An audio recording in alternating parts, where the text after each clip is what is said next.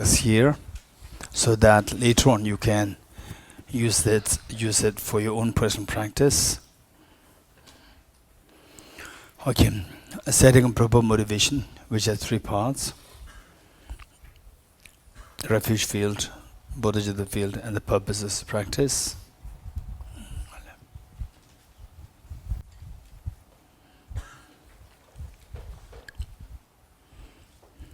For the refuge field, what to visualize and how to visualize. Visualize Buddha, Shakyamuni, His Holiness, the Dalai Lama, and all the enlightened beings who are the source of inspiration for you to generate Bodhichitta, the unconditional love for Bodhichitta, the most beautiful mind in this universe of the Bodhichitta, and the most fearless mind of the wisdom of emptiness. And how you visualize them, that they are so loving, caring, embracing. And Bodhichitta field, again, what to visualize and how to visualize. The Buddha Shakyamuni, your two parents and all of him members, including children, and all other dear mothers and Shimings living on the side, here in India, in your own country, in the entire Milky Way galaxy, and the entire universe.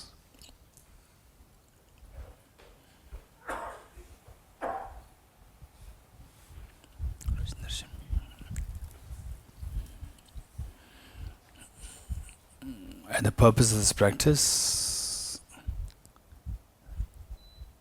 smallest. And the purpose of this practice is to awaken your Buddha nature.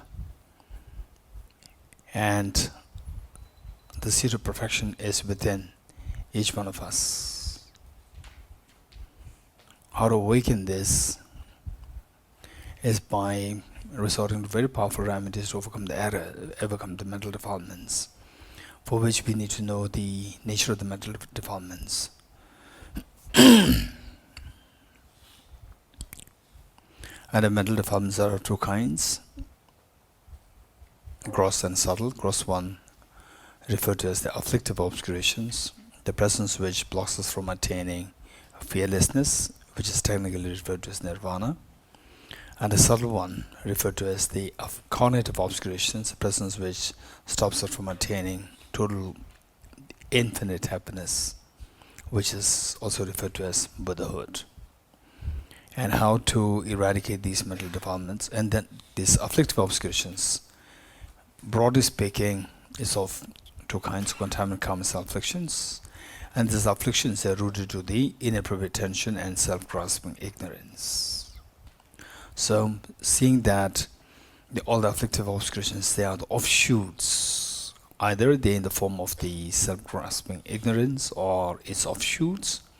And the cognitive obscurations, they are like the subtle stains of these afflictive obscurations. Again, seeing that at the core is a self-grasping ignorance. In short, all the mental defilements, somehow they are connected, related to the self-grasping ignorance. And given that this is the nature of the mental defilements, the remedy that we apply should be the wisdom, which is directly in opposition with the mental defilements pertaining to the object of apprehension. And this wisdom, by the very definition, is the discerning mind whose apprehension for object tallies with the reality. And this wisdom, to what extent this will cleanse the mental defilements, is determined by the power of the motivation. And the best of the motivation that we can think of in this universe is the motivation of altruistic Bodhichitta. And this Bodhichitta, to what extent this Bodhichitta is going to have the force, is determined by the degree of the compassion that you generate. And this compassion is determined by the experience of the miseries, the pains with respect to yourself. And then having generated renunciation, that determines the power of a great compassion, and thus Bodhichitta. So, with the very powerful motivation of Bodhichitta, grounded on wisdom of emptiness, triggered by a great compassion, grounded on the renunciation and resorting to wisdom of emptiness, that should be motivation to become Buddha for the benefit of all sentient beings. And imagine that you are leading the practice and all demons sentient beings joining you. And Buddhas and Bodhisattvas, they're watching us. Page 3.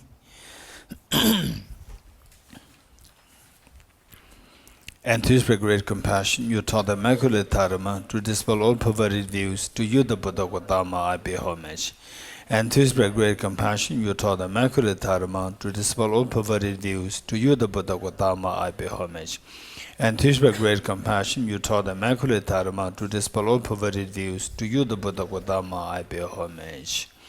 I go for refuge until I'm enlightened. To the Buddha, the Dharma, the Sangha, by my accumulations or practice of giving and so forth, may I become a Buddha to benefit all sentient beings.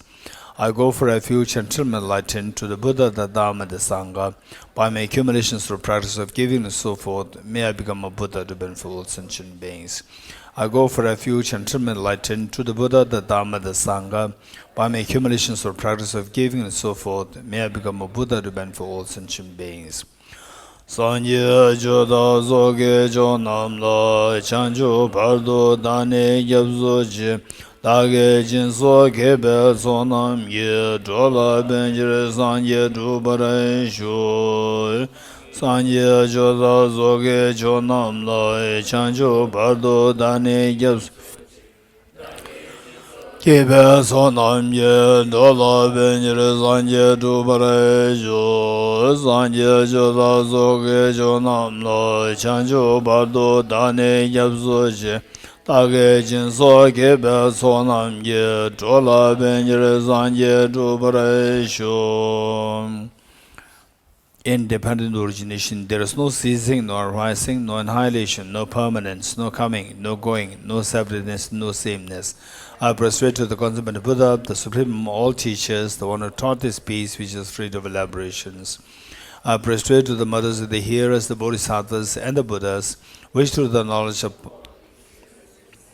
complete peace, which through the knowledge of paths, courses was helping migrators achieve the aims of the world, and through the possession of which helps subdue and expand a variety of teachings.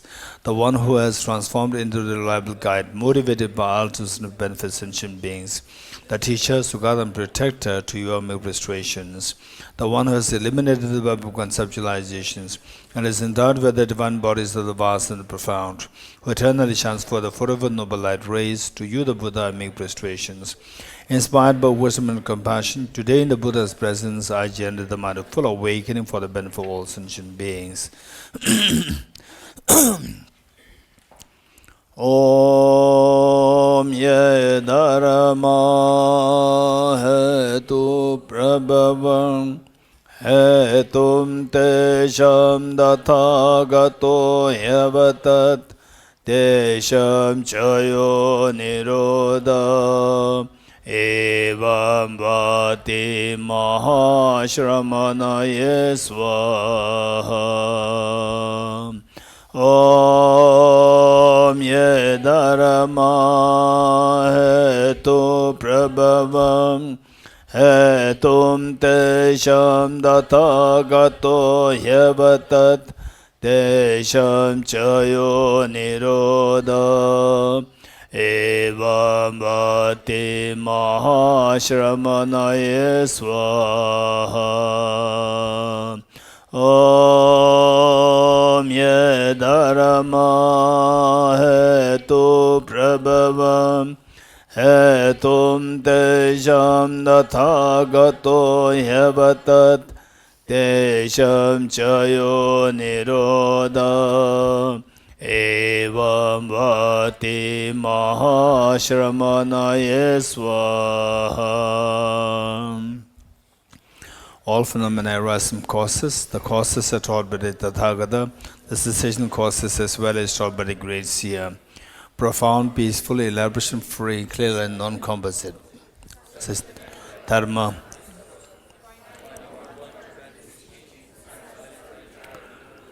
Beyond utterance, thought and expression, the Buddha does not worship the negativities of beings, nor does he remove their miseries by his hands. His spiritual realizations are not transferred to them. It is by teaching us truth suchness that the beings are liberated. With folded hands, I beseech the Buddhas of all directions to shine the light of Dharma for all bewildered miseries gloom. Instructions on parting from the 4 attachments. If you are attached to this life, you are not a spiritual practitioner. If you are attached to samsara, you have no renunciation. If you are attached to your own self-interest, you have no bodhichitta. If there is grasping, you do not have the view. Page 14, praise to Shakyamuni Buddha.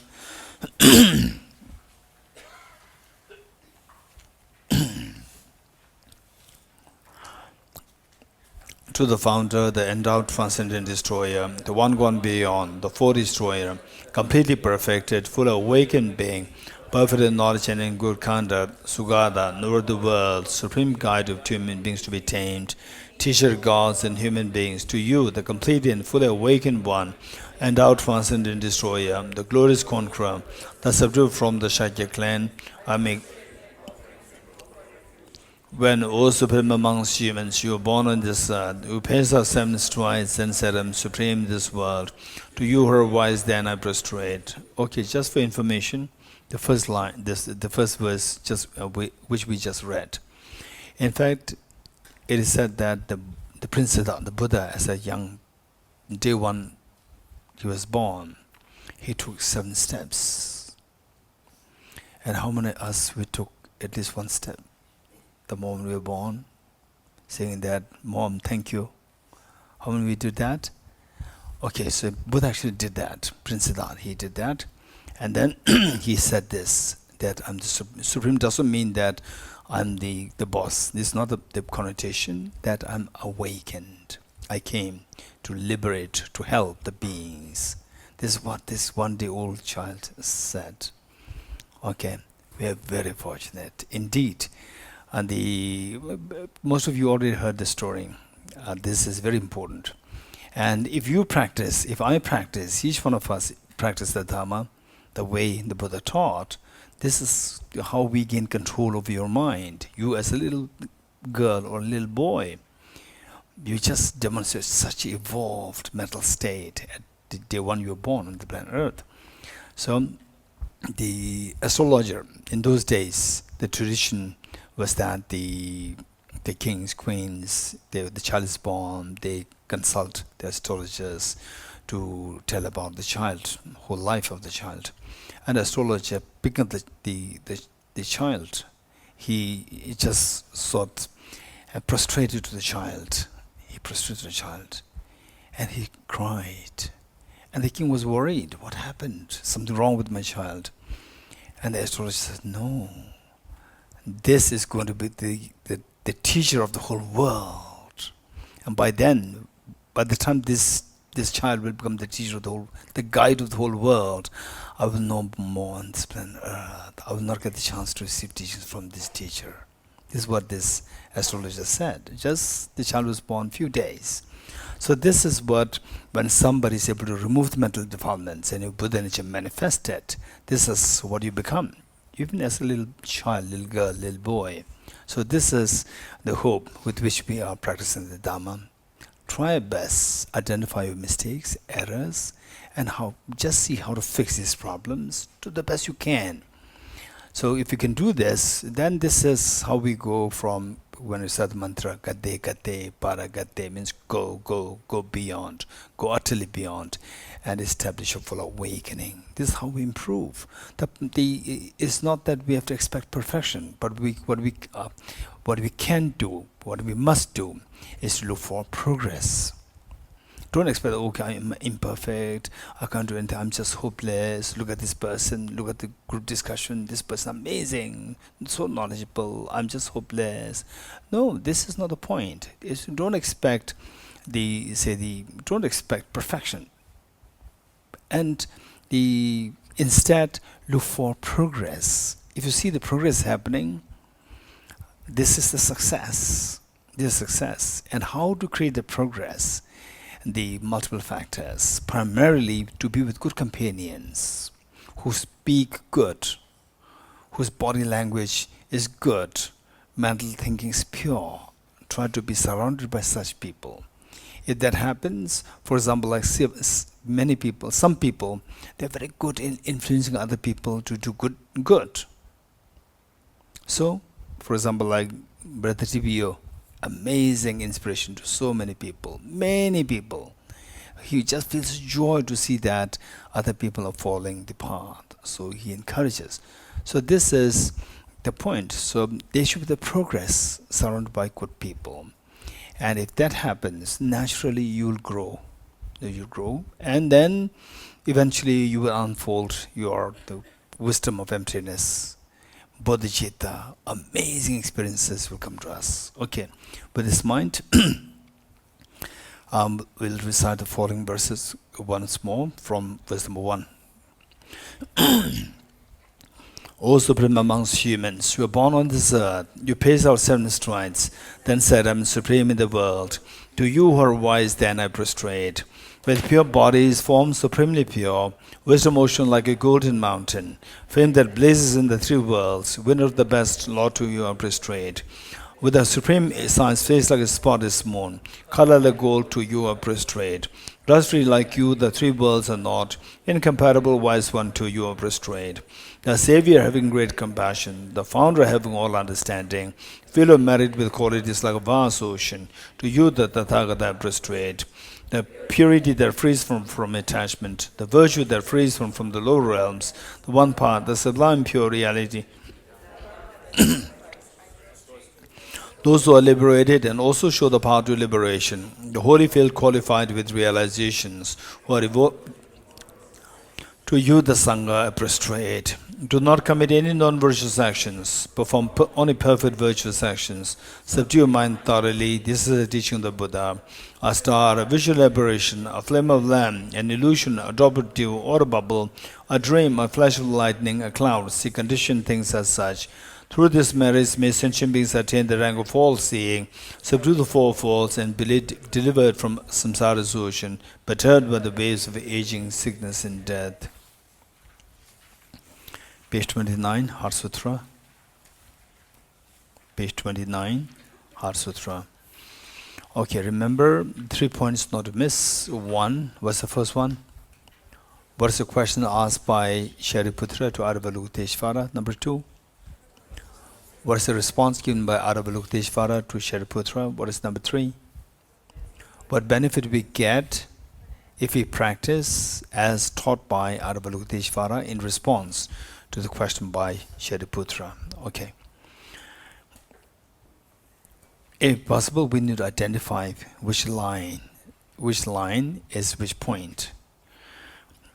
The Heart Sutra, the Perfection of Wisdom Sutra. I prostrate to the outer Triple Gem.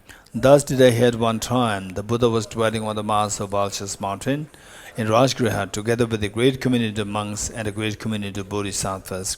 At that time, the Buddha was absorbed in the concentration on the categories of phenomena called profound illumination. Also at that time, the Bodhisattva Mahasattva Avalokiteshvara looked upon the very practice of the profound illumination of wisdom and beheld those 5 aggregates also as empty of inner nature. Then through the power of the Buddha, Venerable Shariputra said this to the Bodhisattva Mahasattva Avalokiteshvara: how should any child of the lineage who wishes to practice the activity of the profound perfection of wisdom train? He said that, and the Bodhisattva Mahasattva Avalokiteshvara said this to the Venerable Shariputra: Shariputra, any son of the lineage or daughter of the lineage who wishes to practice the activity of profound perfection of wisdom should look upon it like this, correctly and repeatedly, beholding those 5 aggregates also as empty of inner nature. Form is empty, emptiness is form. Emptiness is not other than form. Form is also not other than emptiness. In the same way, feeling, discrimination, composite factors, and consciousness empty. Shariputra, likewise, all phenomena are empty, without characteristic, unproduced, unceased, stainless, not without stain, not deficient, not fulfilled. Shariputra, therefore, in emptiness there is no form, no feeling, no discrimination, no composite factors, no consciousness, no eye, no ear, no nose, no tongue, no body, no mind, no visual form, no sound, no smell, no taste, no object of touch, and no phenomenon. There is no I element, and so on, up to and including no mind element and no mental conscious element. There is no ignorance, no extinction of ignorance, and so on, up to and including no aging in death and no extinction of aging in death.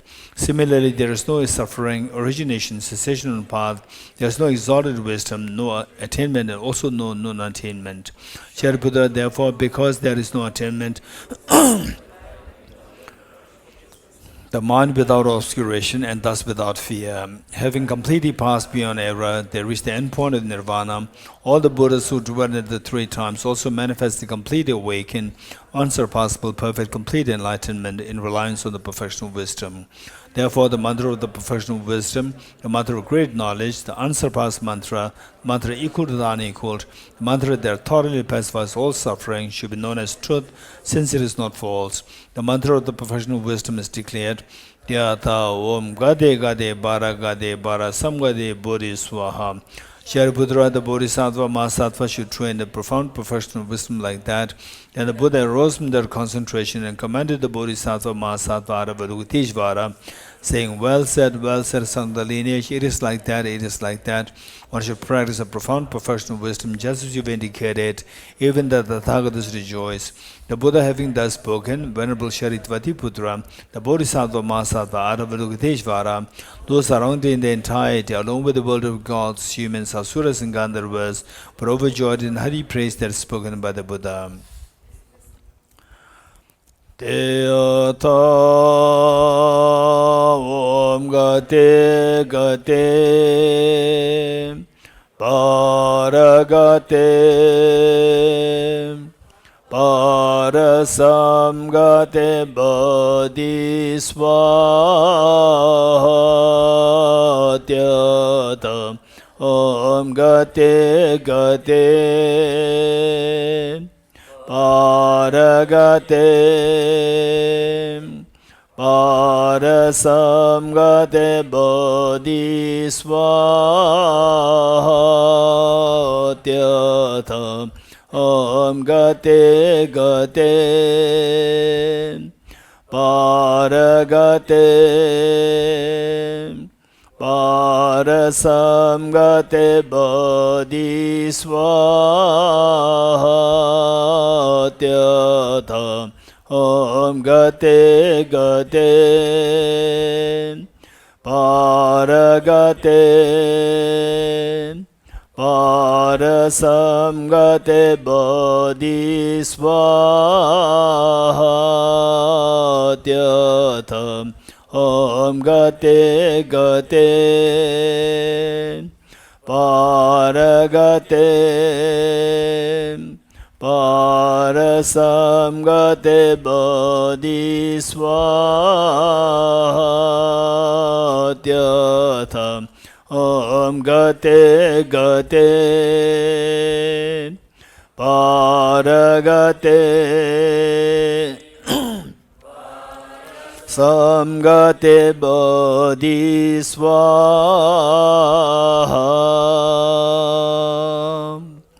By the teachings of the three supreme jewels, possessing power of truth, may inner and outer hindrances be transformed, may they be dispelled, may they be non-existent, may they be pacified, may all negative forces opposed to the Dharma be completely pacified, may the host of 80,000 obstacles be pacified, may we be separated from problems and conditions harmful to the Dharma, may all enjoyments be in accord with the Dharma, may auspices of perfect happiness pervade this place now. Okay, 8 verses of training the mind. Page 35. Here we see that there's a mention of okay, in essence, taking the suffering of others on yourself and giving your joys and happiness, victory to others. And particularly those people who are being extremely nasty, you see them, you respect them as your teachers. So the idea is not to be submissive, not to be weak, but your job is what? To cultivate Bodhichitta and the wisdom of emptiness. And Bodhichitta is the one which embraces all the sentient beings. And to cultivate the Bodhichitta, we need to do two things. One, to create the conducive factors. Number two, to mitigate the power of the non-conducive factors. Two things should be done side by side. And to mitigate the power of the negativities, the opposing factors of bodhicitta or non-conducive factors of bodhicitta, what are they? Bodhicitta embraces, and the factors which push others away from you, these are the negative forces, counter forces. So what are the factors which push others away from you? Anger, ego, So whatever triggers anger and ego, just try to identify them and try to mitigate them. And sometimes loss of courage, loss of the resilience. So what makes you to lose your heart? What makes you feel low? For example, say when you see somebody suffering and the number is huge, then you feel so low, I cannot do. When somebody is suffering and the suffering almost like incurable, I'm totally helpless. So these are the factors which can make your bodhicitta shrink. So identify these factors and see how to overcome these. So this is how we mitigate the power of the non-conscious factors of bodhicitta. Meanwhile, cultivate factors to embrace others. They can look for the conscious factors of bodhicitta. So these are two things to be done. And then particularly as you keep doing to embrace others, if the negative force, if you don't take care of them, this will continue to overwhelm you.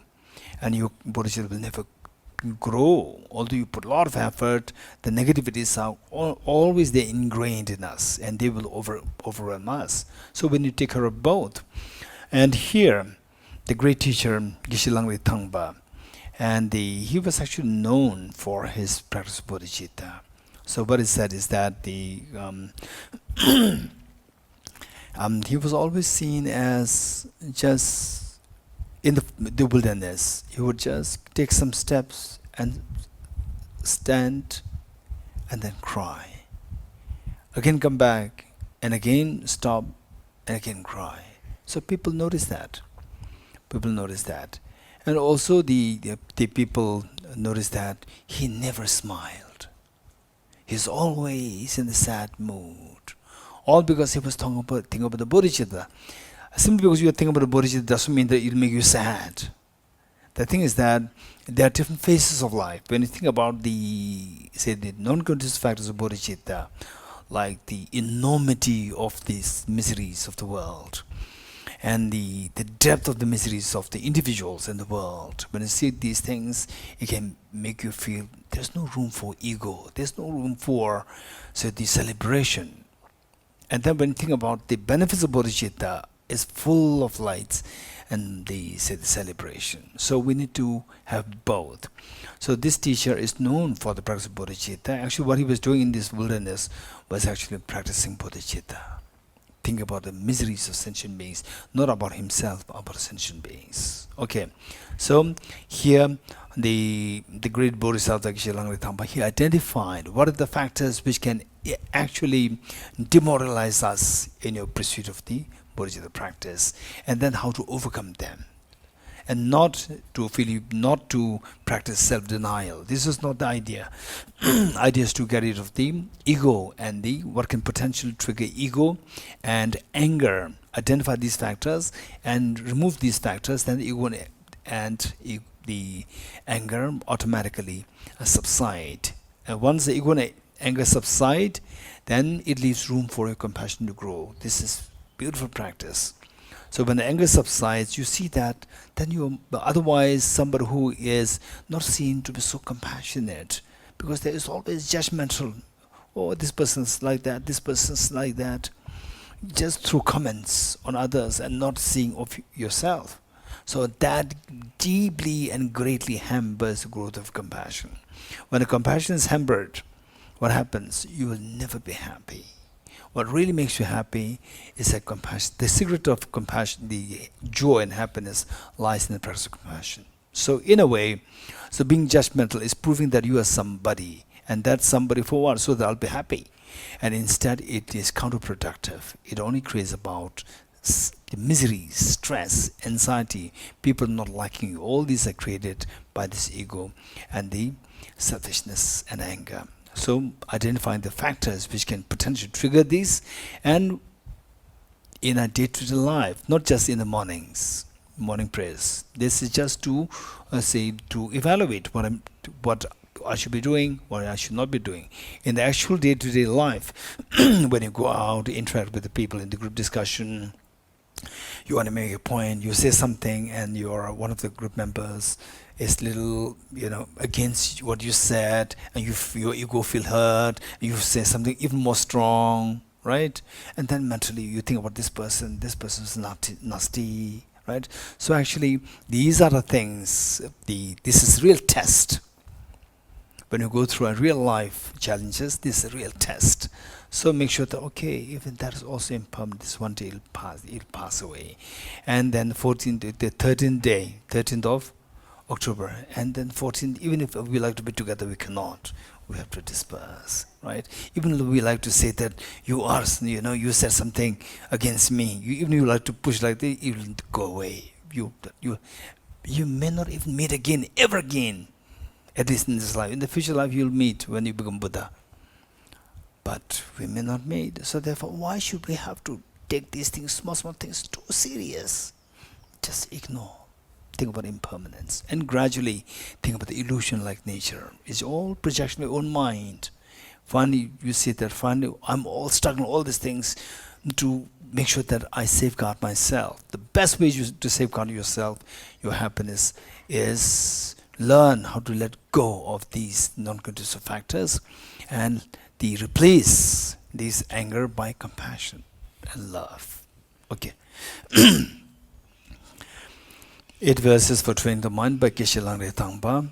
With the determination to achieve the highest aim for the benefit of all sentient beings, which surpasses even the wish-fulfilling gem, may I hold them dear at all times. Whenever I interact with someone, may I view myself as the lowest amongst all, and from the very depths of my heart, respectfully hold others as superior. In all my deeds, may I probe into my mind, and as soon as mental and emotional afflictions arise, as they endanger myself and others, may I strongly confront them and avert them. When I see beings of unpleasant character, may I hold them dear, for they are rare to find, as I've discovered a jewel treasure. When others out of jealousy treat me wrongly with abuse, slander, and scorn, may I take upon myself the defeat and offer to others the victory. When someone whom I held or in whom I placed great hopes misses me in extremely hurtful ways, may I regard him still as my precious teacher. In brief, may I offer my benefit and joy to all my mothers, both directly and indirectly. May I quietly take upon myself all hurts and pains of my mothers. May all these remain undefiled by the stains of the 8 mundane concerns, and may I, recognizing all things as illusions, devoid of clinging, be released from bondage.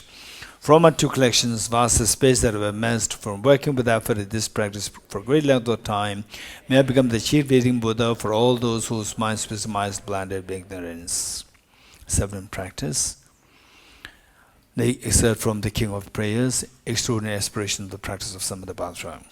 I bow down to the youthful Aryan Usury, you the Buddhas, the lions amongst humans, God of freedom to the present, past, and future, in the worlds of 10 directions. To all of you with body, speech, and sincere mind, I bow down. With the energy or aspiration for the Bodhisattva way, with a sense of deep respect, and with as many bodies as atoms of the world, to all you Buddhas visualized as real, I bow down. On every particle of Buddhas, numberless particles, each amidst a host of Bodhisattvas, I am confident the sphere of all phenomena is entirely filled with the Buddhas in this way. With the infinite ocean of praise for you, an ocean of sound from the aspects of my voice, I sing the breathtaking excellence of Buddhas and celebrate all of you Sugathas. Beautiful flowers in regal gardens, sweet music, scented walls and parasols, sparkling lights and sublime incense offered to you victorious ones, the Buddhas. Fine dress and fragrant perfume, central powder heaped high as Mount Meru, all wondrous offerings and spectacular array offered to victorious ones. With transcendental offering, peerless and vast, with profound admiration for all the Buddhas, with strength of conviction in the Bodhisattva way, I offer and bow down to all victorious ones. Every harmful action I've done with my body, speech, and mind, overwhelmed by attachment, anger, and ignorance, all those are openly there before you. I lift my heart, rejoice in all the merits of the Buddhas and Bodhisattvas in 10 directions, of solitary realizers, hearers still training, and those beyond, and of all ordinary beings. You who are the bright lights of the worlds in 10 directions, who have attained the Buddha's omniscience through the stages of awakening. All you who are my guides, please turn the supreme wheel of the Dharma. With palms together, I earnestly request you who may actualize parinirvana, please stay with us for eons, numberless as atoms of the world, for the happiness and well-being of all wanderers in samsara. Whatever slight merit I may have accumulated by working, requesting the Buddha stay and teach, I now dedicate the full awakening of all beings. Okay, mantle offering. Next page, page 40.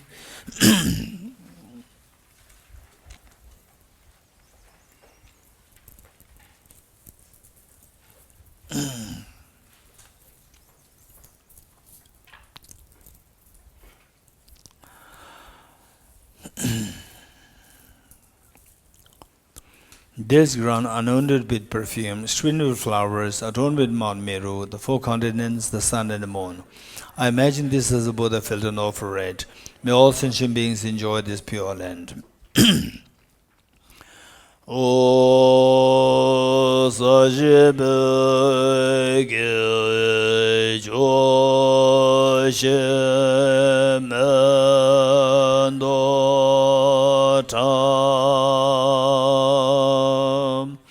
Venerable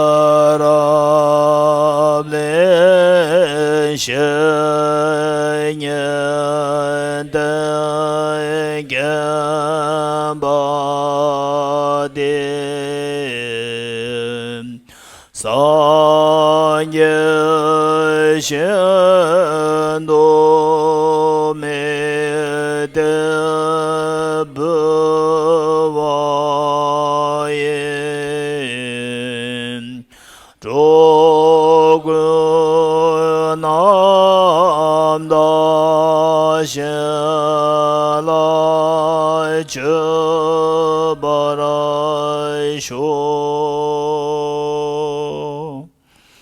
May I be blessed that my mind is directed towards the Dharma. May I be blessed that my Dharma practices on the proper path.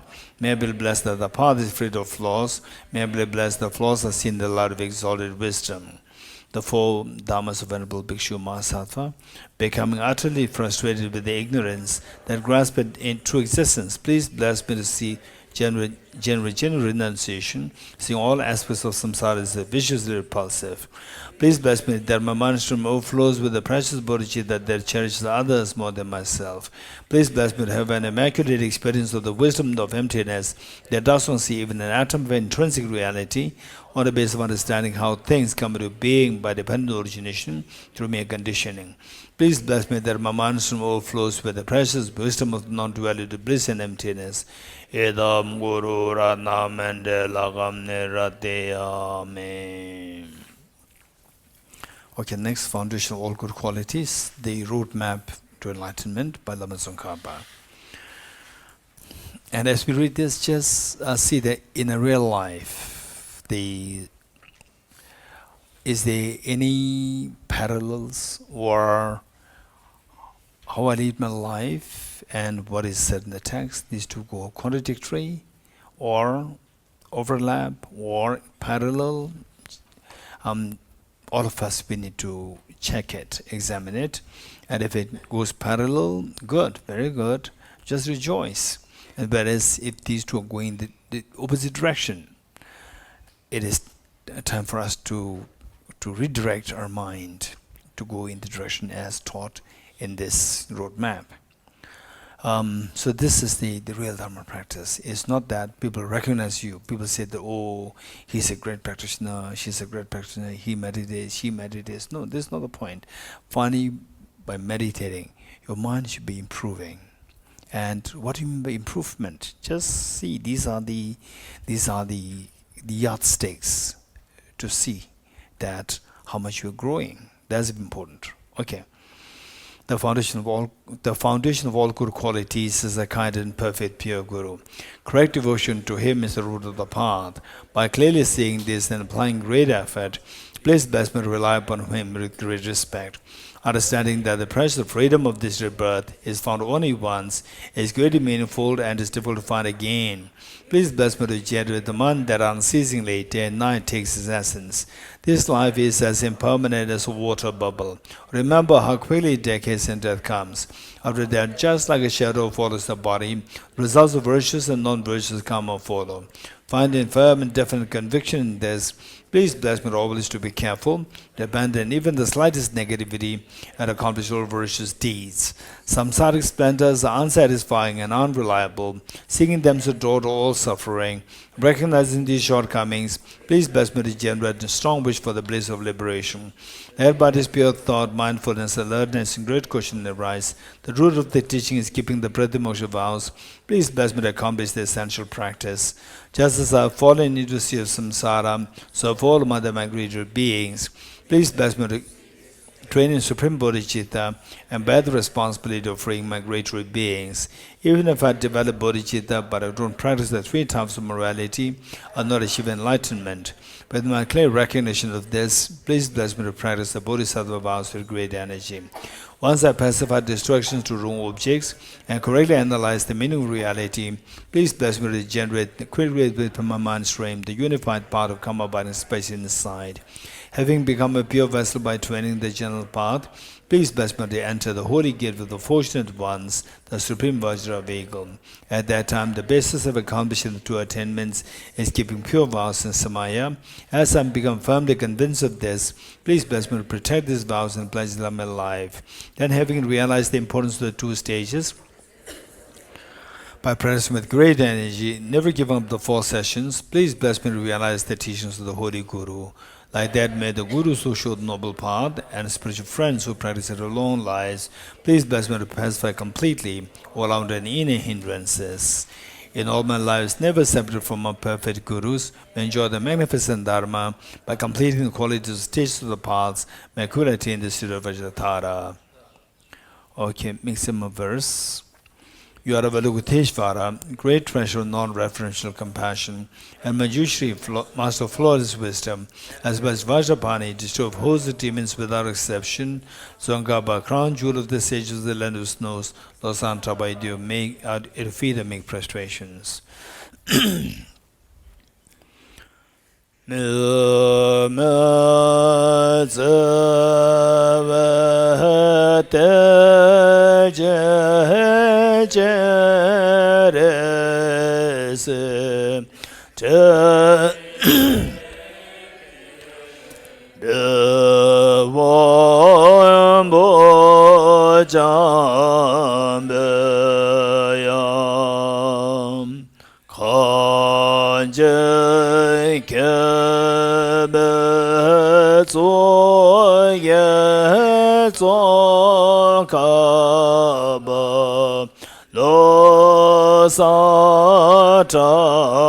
Satabe Shabla Soba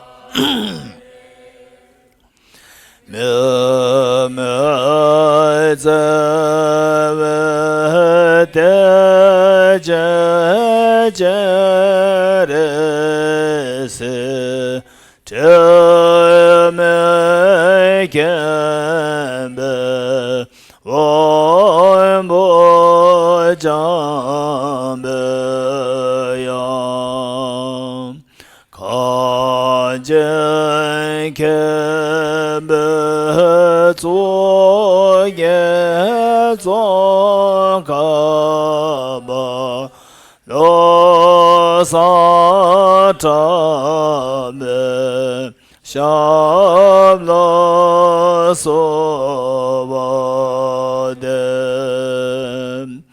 Namazavate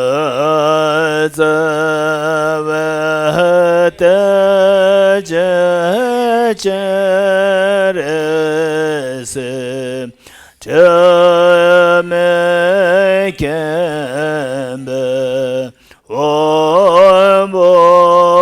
Jambeya Kanje Kebe Zoye Zokaba Lo tabe shabla sovade.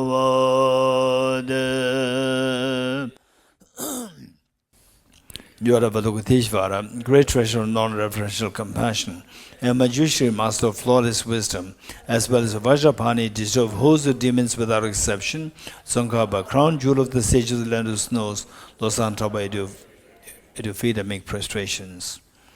Okay, next, generating the Madhu Consummate Yoga in Tibet, Hamje Nijuk Simkepa, which has 4 parts.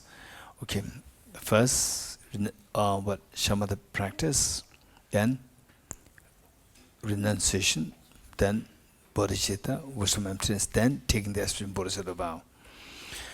Okay, first the Shamatha meditation 5 minutes. Are you ready? Okay. I'm quickly going to remind all of us once more the 4 things to keep in mind for this Shamatha meditation. 1, body posture. Number 2, a focal point. Number 3, identifying the areas of meditation. Number 4, applying the remedies to overcome the errors. Very good. The first, body posture, the cross-legged, this, okay, fine. Two most important things for the body posture. One is body upright, and if you don't have backache problem, then not to lean against the support, just keep it upright and flexible. This is so important. And number 2, eyes not closed. And if possible, follow all the 7 steps, because this corresponds to Buddha Vajrayana's the sitting position. So already Buddha Vajrayana would bless us for this. Even with this proper position, you will be blessed. Then the next is focal point. We just count the breath. Focal point meaning what are you going to meditate on. There's so many the objects meditation, and it's not that what we're doing is the correct and the others are wrong. No, everyone is correct as long as it's coming from a genuine lineage. So what we're doing is just focus on the breath, counting the breath, breathe in, breathe out. And some, there are very complicated practices are there. Breathe in from your right nostril in the form of very fine white thread like from your right nostril, then goes down, then enters through the central channel from inside, again comes out, again goes the enter through the left nostril, right nostril, likewise on the other side, and the 2 things happening simultaneously. Just leave that aside for the time being. So better just fix them. And if you're really interested in these things, then you can learn it later. First, the one thing at a time is just count the breath. Breathe in, breathe out. Combined together, we call it 1 cycle. So we do it for the 5 minutes. It's going to be like for younger ones like 60 cycles, and for the elders can be like 70, 80, 90. Okay. And multitasking.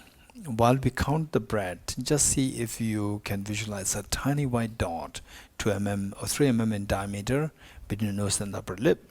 If you can visualize that together simultaneously, it's possible. It's possible, and if you have more questions on this, we can do it later on. Question meaning that how can one mind focus on 2 things? This is, and these debates are there. That's easy to respond to. That is easy. It's not a problem. We can do it. So the point is that we have to train, and don't just say that attempt for the first time, and then oh no, I cannot do this. No. Minimum like 1 week, 2 weeks, and then see it. Then if you really struggle, not be able to do the multitasking or no visualization happening, so forth, then they discuss. You can come to me, discuss with me, or you can ask any other teacher. Okay, good. Then the number 3 and number 4 most important things. Number 3, identify the errors of meditation. What mistakes can we make? One is mental laxity and mental excitement. These 2 are the mistakes. So if ever that any of these 2 things happen, don't just continue We have to make sure that somehow we have to get rid of these things by applying the remedies. And remedies twofold. What are they? Introspection and mindfulness. Introspection is to keep an eye on your mind to see whether your mind is meditating or it is in a relaxed state or excited. The moment introspection sees that, the job of the introspection is done. Next is the job of the mindfulness, which is like the rope. Then tie your mind with the rope of mindfulness and bring it back to the intended object of your meditation, which is the breath and the white dot. Ready? 5 minutes.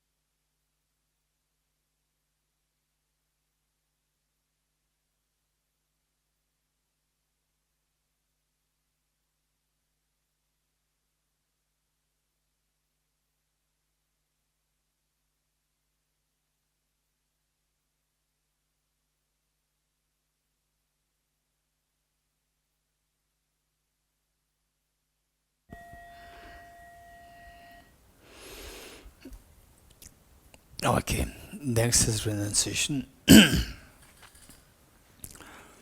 For the practice of renunciation, there are various the systems, traditions, but they all boil down to the same thing,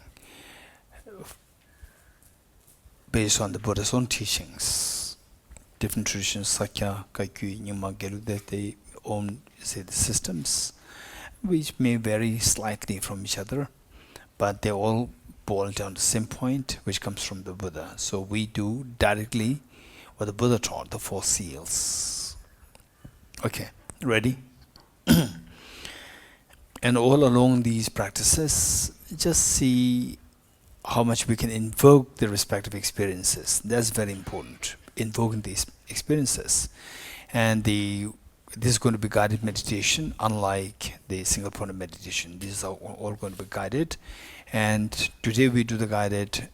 Tomorrow, we can alternate between the two things. Today we'll do the guided, and tomorrow without any instructions. Then you see if you can do that.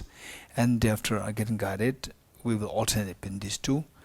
So for us to eventually become independent of your own personal practice. Okay. And what we learned before, what you've learned from the other sources, books, teachers, and so forth, and the instructions to be given here, don't try to correlate, because this is a time that you are meditating. And if you correlate, you cannot meditate. You can correlate, not now, later on. Oh, he said during the meditation, he said like this. And then, but I heard something different from the early teachers or early books and so forth. If you want to correlate, you can correlate later on, not now. Okay, ready?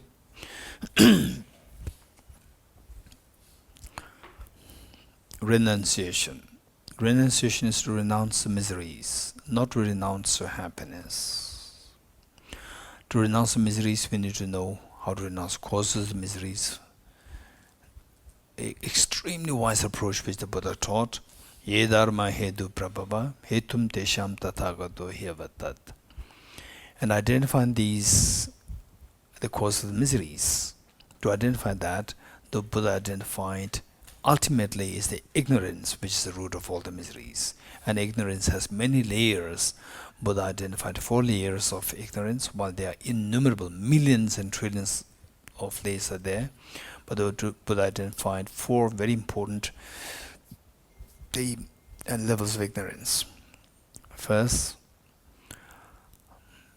what the ignorance which misconceives impermanent phenomena as permanent, ignorance which misconceives impure things as pure, ignorance which misconceives miseries as happiness, and finally the ignorance which misconceives what is selfless nature as of selfhood. To eradicate these four kinds of the levels of ignorance, the Buddha taught the four seals. First, all composite things impermanent.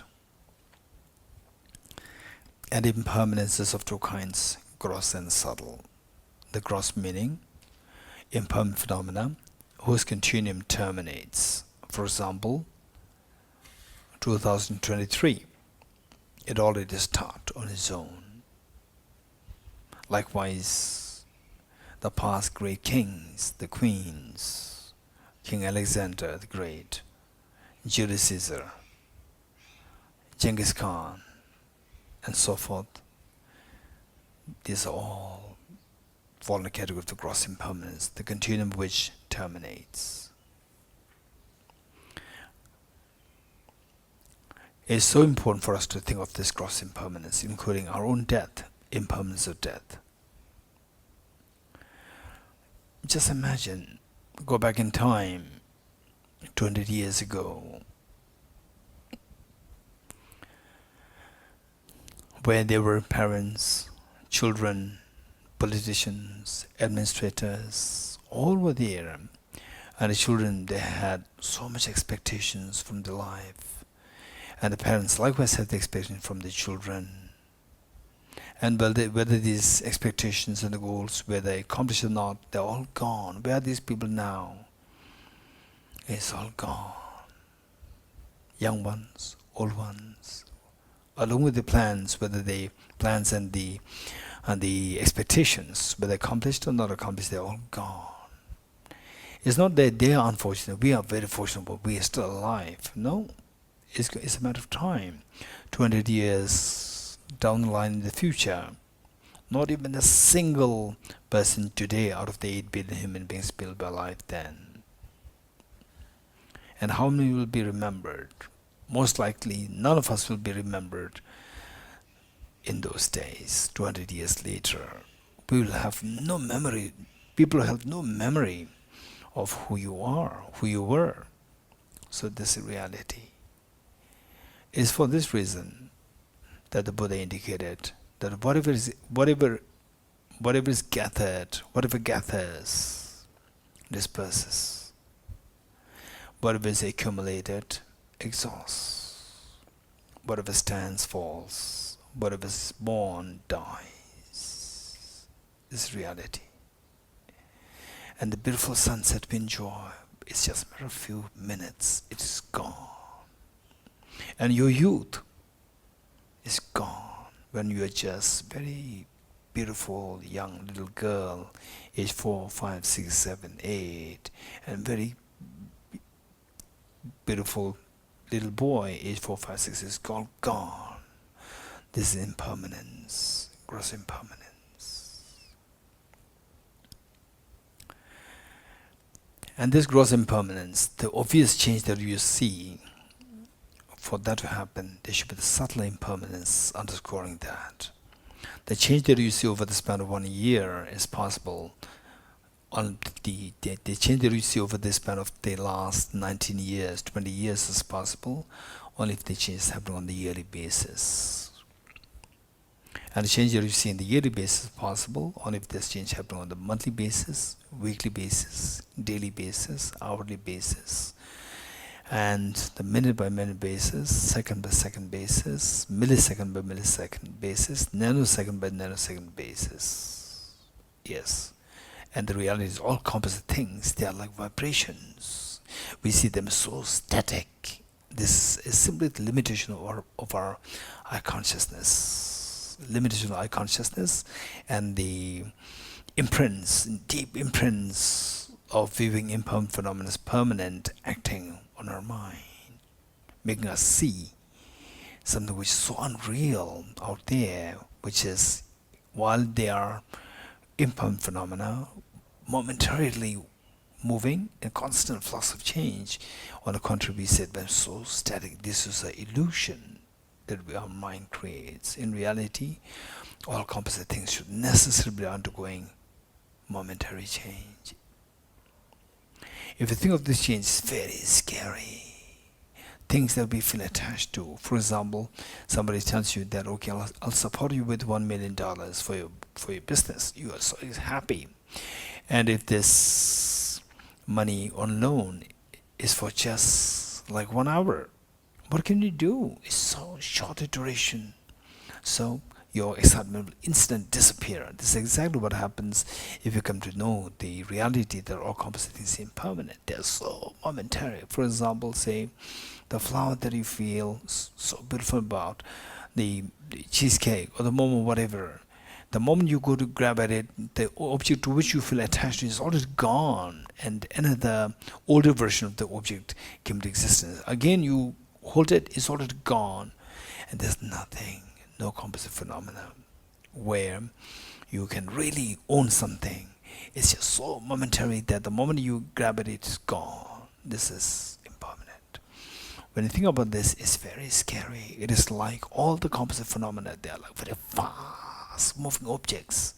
Imagine that you are thrown into a very fast moving train.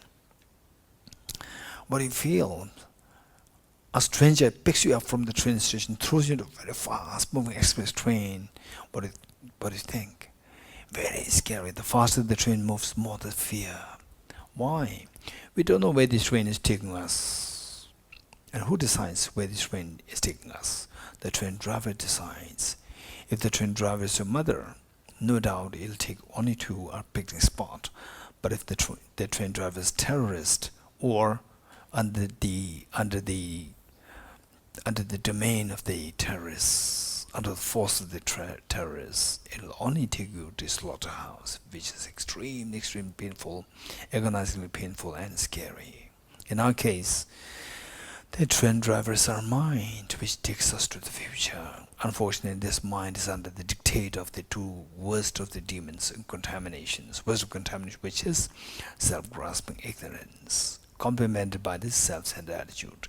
As long as this is what drives our mind, it will only take us to the slaughterhouse, to the impermanence of death, and then to more and more suffering. This is what the Buddha indicated as all contaminated things are suffering nature.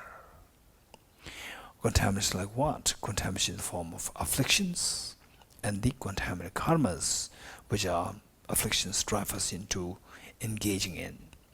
As long as we are in these two contaminations, we will only end up in the miseries. Miseries like what? Misery, sickness, aging, death, tension, and so forth. One moment of such a misery is good enough. For example, loss of near and dear ones is good enough to just nullify all the past moments of merriments, festivities, birthday parties, picnics, and so forth. All these seem so hollow, meaningless, and shallow in the eyes of one moment of such a tragedy. And this is samsara.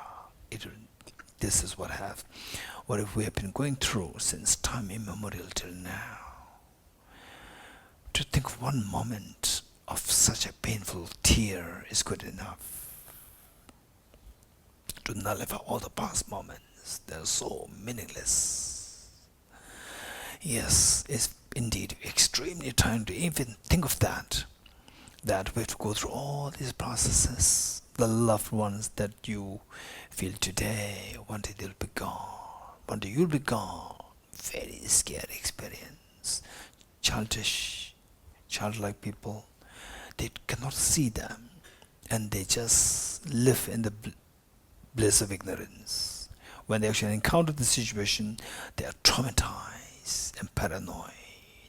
This is our stupidity. These are our childlike nature, which makes us be the servant of the ignorance, servant of the afflictions. Yes, it's a way out. It's very, very agonizingly painful to think of this.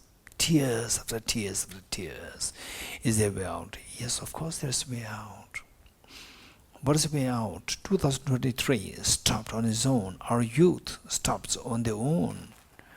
When will they stop? They will never stop on their own unless we put effort.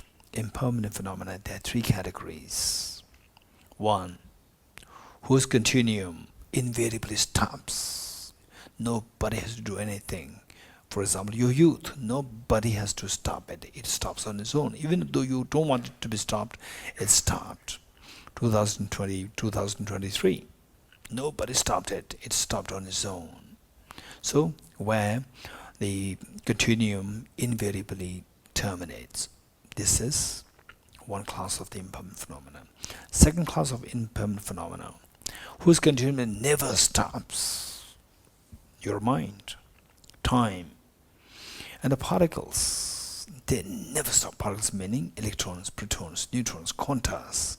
They never stop on their own. They will never stop. They just continue to move. Our mind continues from one life to the next life to the next life, continuously.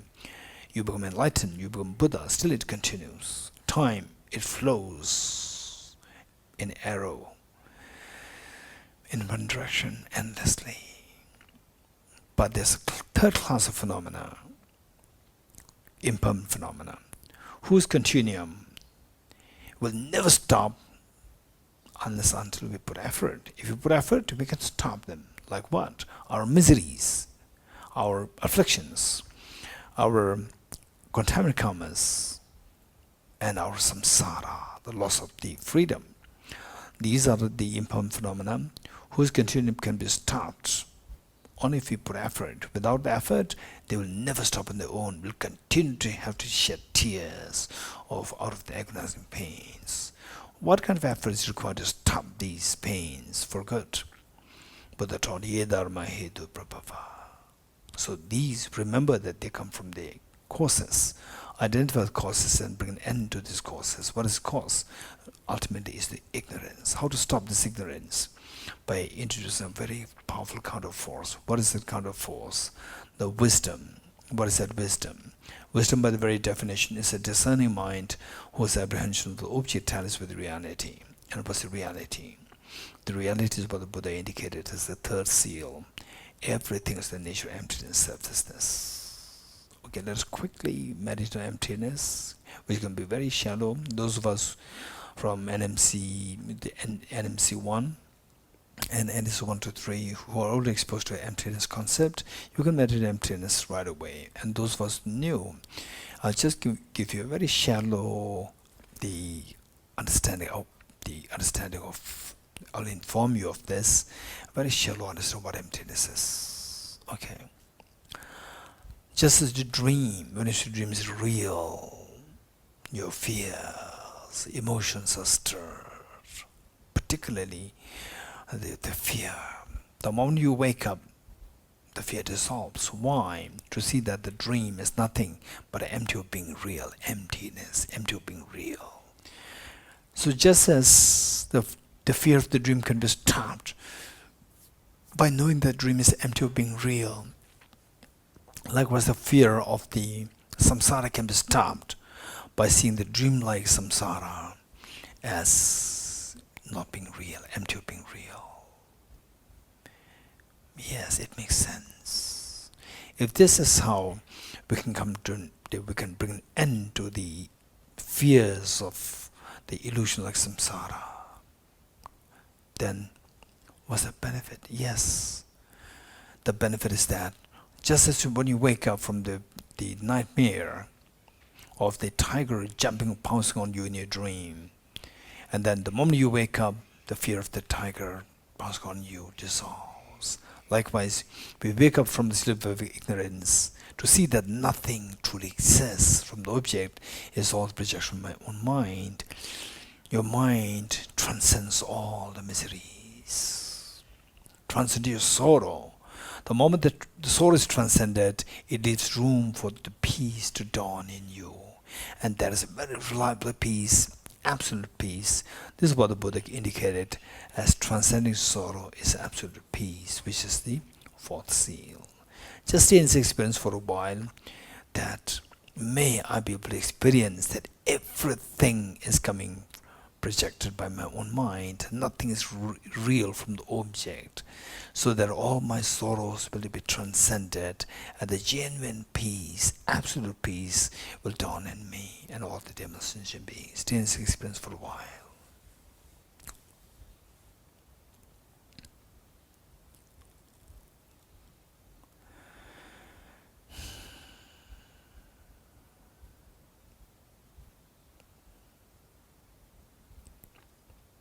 Are you good?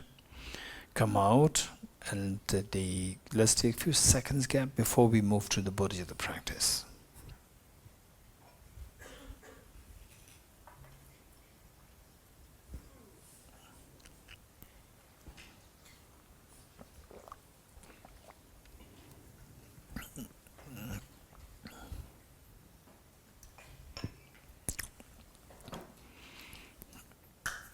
Are you ready?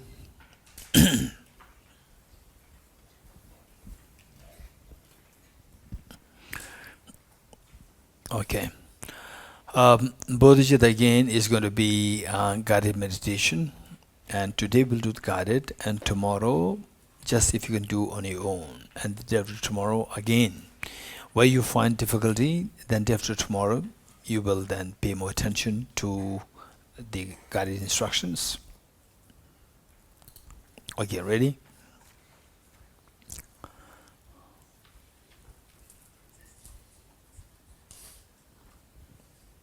Okay.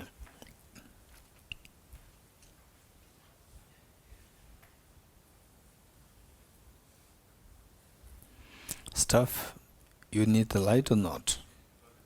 Oh, good. Okay. Next. Bodhichitta will do it on the basis of the four seals. In actuality, Bodhichitta, there are two methods. What are the two methods? Bodhichitta, there are two methods. What are the two methods?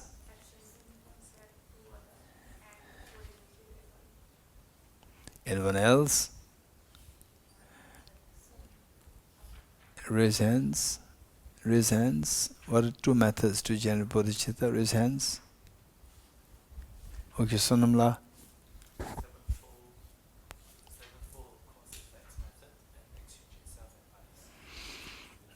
Okay, Tenzin Sela.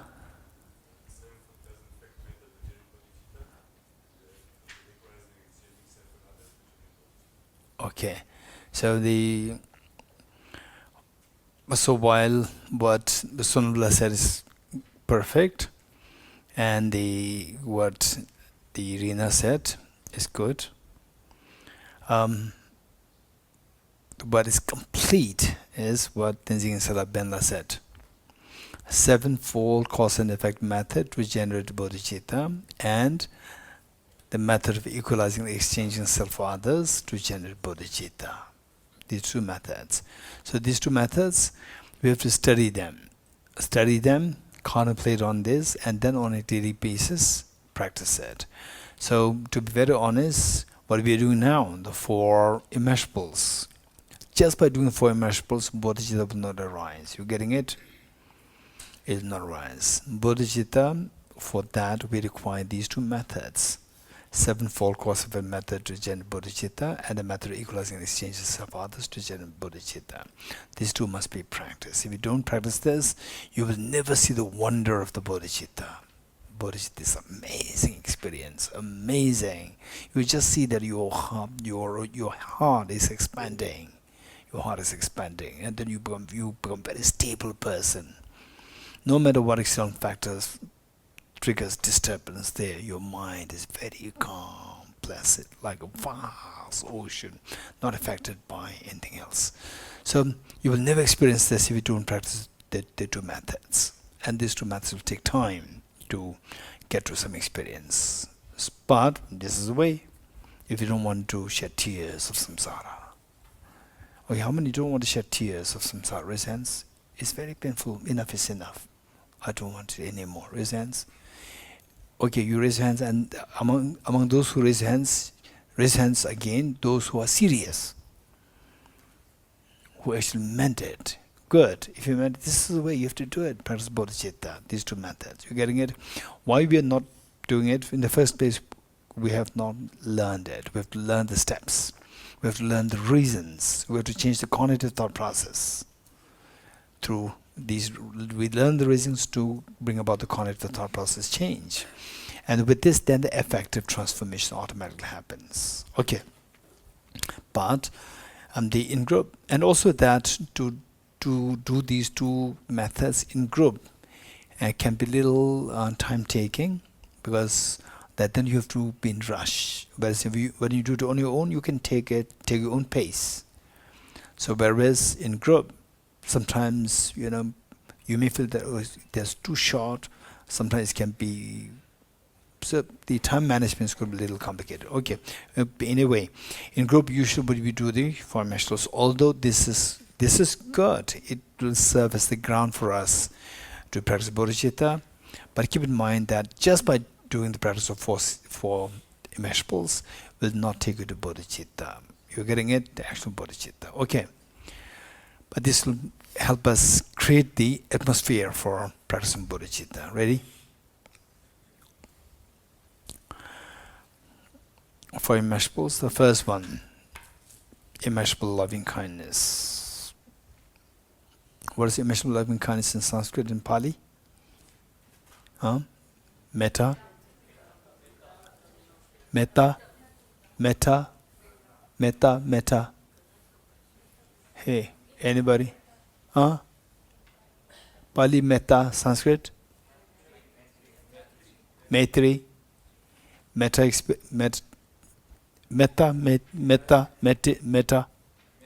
metta.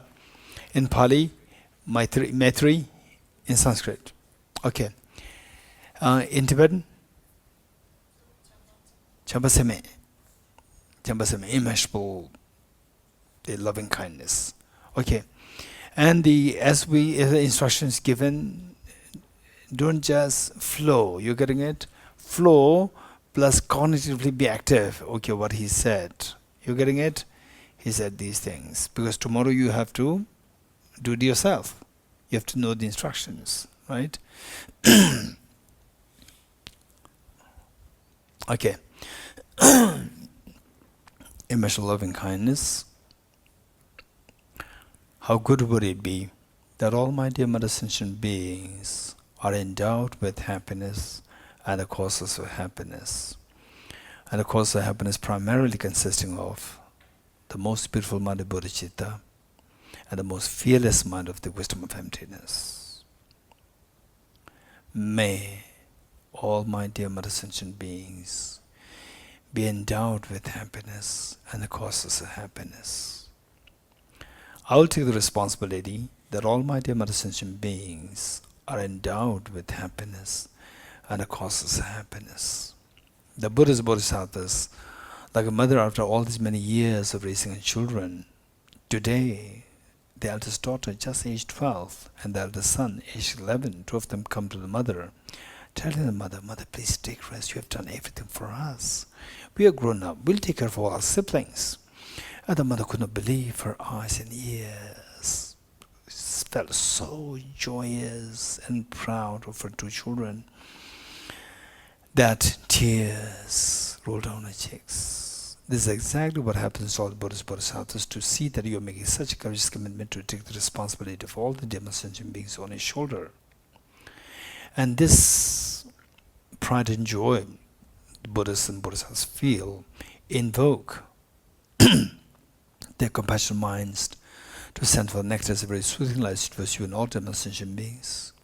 Their mere touch of lights and nectars with the bodily beings of yours instills in all happiness and causes happiness within all the Dharma sentient beings yourself.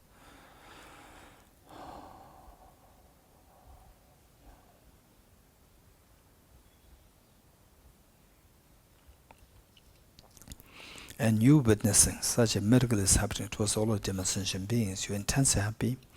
Take 3 deep breaths, sighing with relief.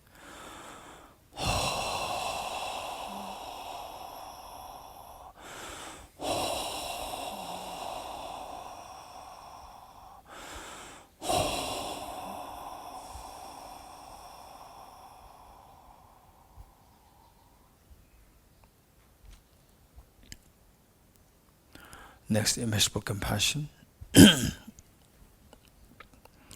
How good would it be that all my dim sentient beings are freed from suffering and the cause of suffering. Causes of suffering primarily consist of contaminant karmas, afflictions, inappropriate attention, and self-grasping ignorance complemented by self-centered attitude. May all my dear sentient beings be freed from suffering and the causes of the suffering. I'll take the responsibility that all my dear sentient beings are freed from suffering and the cause of suffering. Buddhas and Bodhisattvas, witnessing that we are making such a courageous commitment, their intense happiness and proud of you. This pride and happiness invoke their compassionate minds to send forth nectars very soothing lights towards you and all dear sentient beings. The mere touch of the lights and nectars with the body's beings yours washes away all the miseries and causes of miseries from the minds of sentient beings and yourself.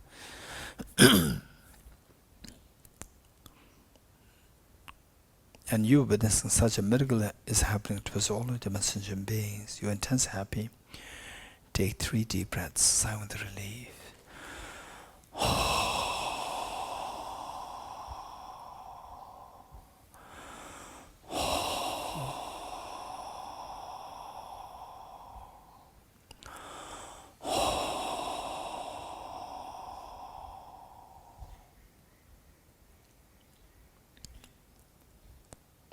Next, immeasurable joy.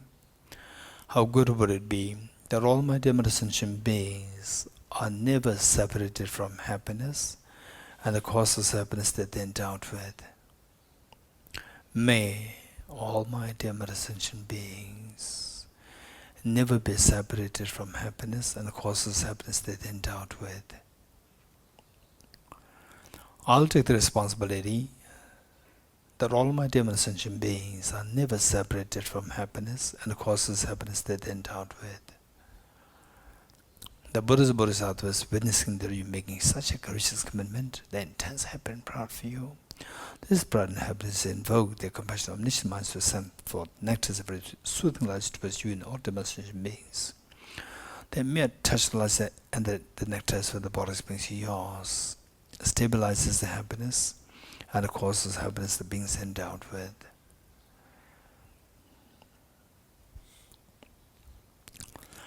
And you've witnessing such a miracle is happening to us all the sentient beings. You're intense happy. Take 3 deep breaths, sigh with relief.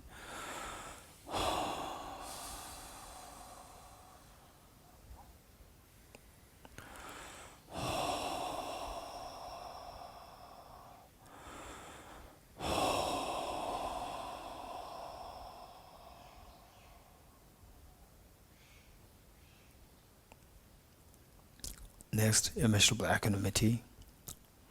How good would it be that if all my dear sentient beings are freed from the biased attitude of excessive attachment towards some and aversion towards others, instead abide in the great state of equanimity, embracing all other dear sentient beings with total love and affection, leaving them aside. May all my dear sentient beings be freed from the biased attitude of excessive attachment towards some and aversion towards others. I'll take the responsibility that all my dear sentient beings are freed from the biased attitude of excessive attachment towards some and aversion towards others. The Buddhas and Bodhisattvas, witnessing that we make such a courageous commitment, like the mother after all these many years of raising her children. Today, the eldest daughter is just age 12 and the eldest son age 11. 2 of them come to the mother, tell the mother, "Mother, please take rest. You have done everything for us. We love you so much. You loved us so much. Please take rest now. We'll take care of our siblings, all our siblings." The mother couldn't believe her eyes and ears with intense love, happiness and joy, tears rolling down her cheeks. This is exactly what is happening to all Buddhist Bodhisattvas. They're so happy and proud of what you're doing today. And this pride and happiness the Buddhas and Bodhisattvas feel invoke the compassionate minds to send for nectars of soothing to pursue an ordinary sentient beings. The mere touch of light and nectars with the bodies makes yours, wishes of all the biased attitudes of sentient beings, embracing all other demon sentient beings equally with total love and affection, leaving them aside. And you witnessing such a miracle happening to all the demon sentient beings, you are intense happy. Take 3 deep breaths, sigh with relief.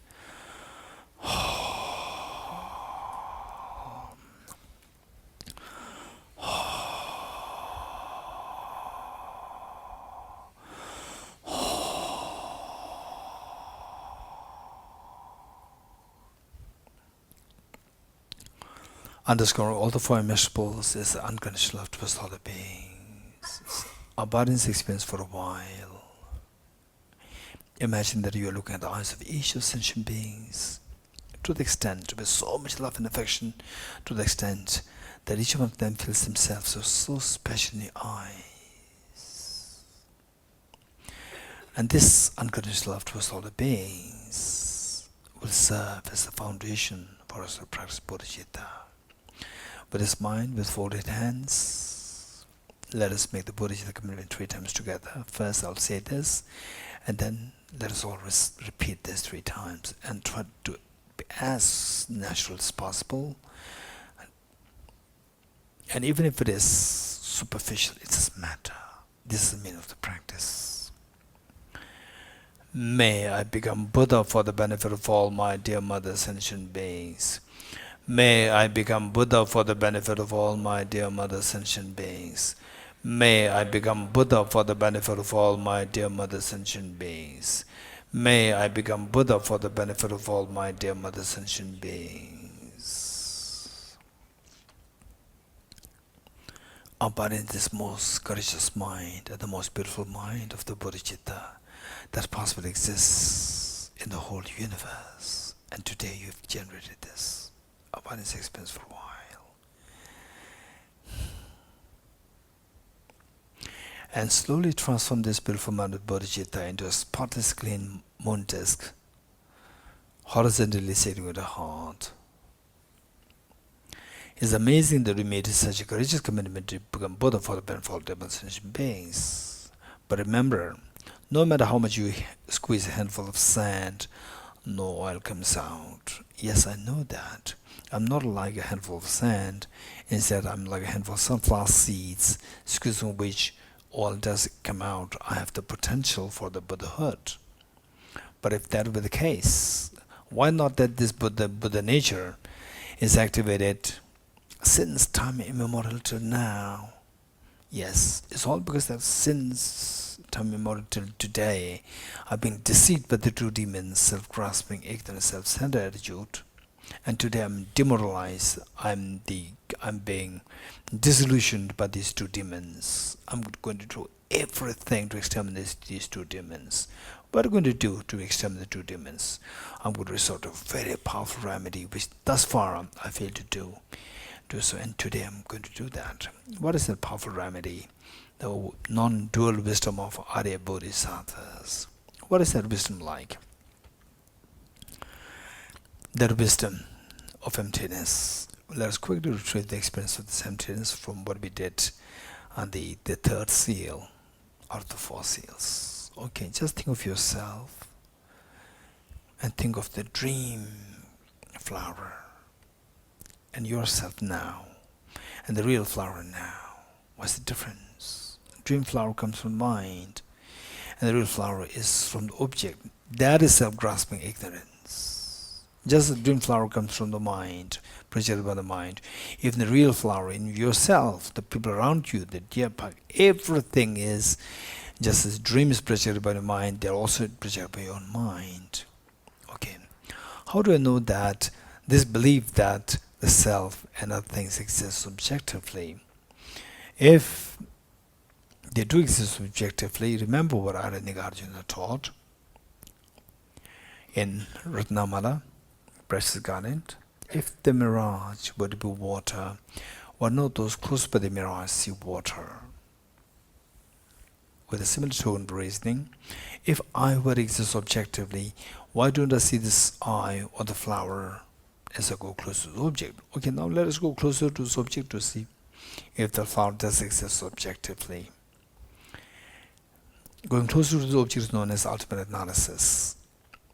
Subjecting this flower to ultimate analysis, you go closer and you end up seeing the million and billions of cells.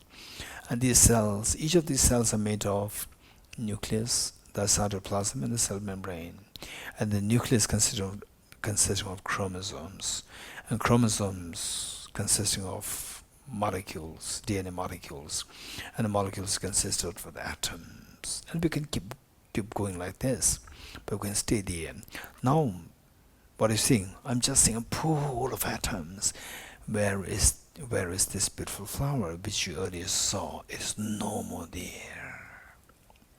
And now you're discovering that the flower, you have come too close to the object, the flower disappears. It doesn't mean that the flower is empty, the flower is non-existent. As you go closer to the object, the flower is non-existent. Flower exists from distance. From close by is empty, which means objectively is the empty. From distance meaning subjectively it appears. The subjective existence is empty of objective reality. From the object what is there, the flower is empty. Stay in this experience for a while, and this is what you're discovering. This is not what you're inventing. This is reality. So the same analysis can be applicable to the self, to the table, to the deer park, to the solar system, to the Milky Way galaxy, and to every phenomena. They're all empty of object reality. Okay, slowly transform this. The most fearless mind, if you experience just a tinge of this experience of emptiness, goosebumps will come on your body. Cold waves will flow through the skin of the body. Tickling sensations can happen. For some, a tinge of fear can come. For some, extremely profound tranquility comes. If any of these indications come, you are very fortunate. But it doesn't mean that you got emptiness. It is the lighthouse which shows you light to say that you're closer, you're going towards emptiness. But if you don't have these experiences, don't worry. It's just indicative of the need for us to study more, contemplate more, and meditate more on the wisdom of emptiness, study very authentic sources to get there, to get these experiences eventually, to see the wonder of the emptiness. Okay. So just slowly transform this emptiness experience into a spotlessly clean, thumb-sized white Vajra, vertically sitting on the moon disk of the heart.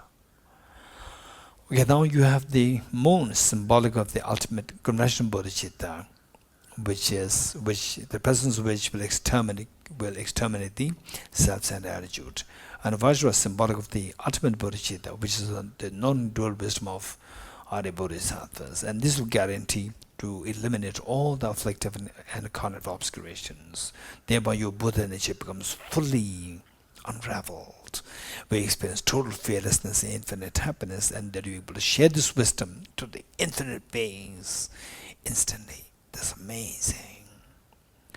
Meanwhile, let's not forget that all the human sentient beings are suffering terribly badly in samsara. Yes, generate very strong compassion towards all of them.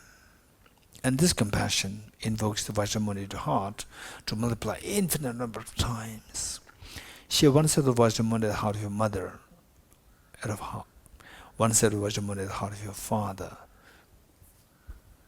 one set with each of your dear family members, including children.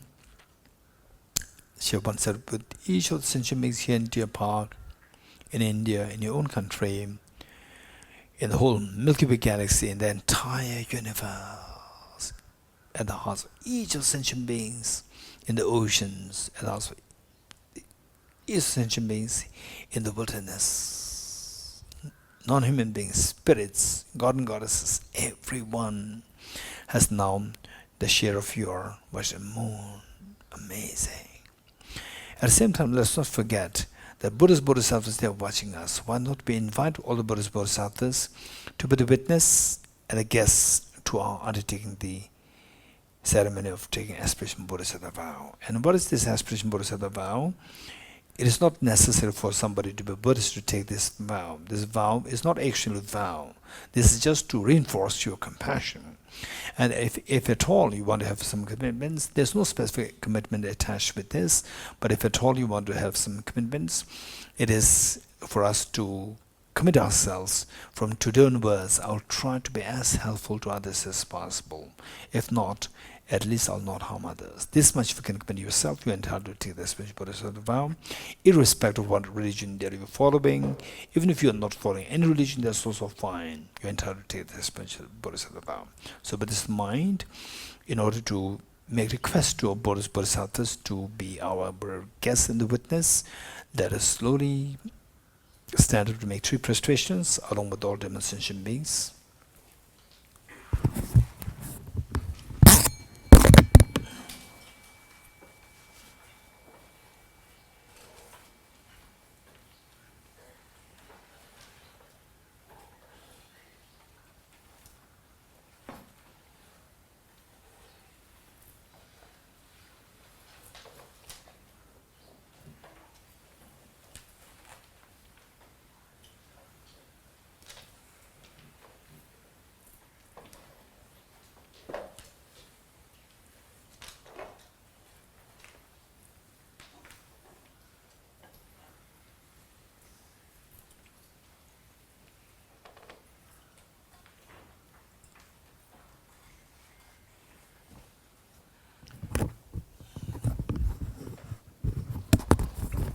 Okay, possible. Sit on your right knees, if possible, if you can. If you don't have knee problem or backache problem, then sit on your right knees. And if given that it will take few minutes in between, if you feel the pain, then sit down in the most comfortable position. The pain should not hamper us from the reflection, this ceremony, which is extremely important for us, for the growth of our compassion within us, for the growth of our joy within us. Okay, with this mind, let us turn to page 50.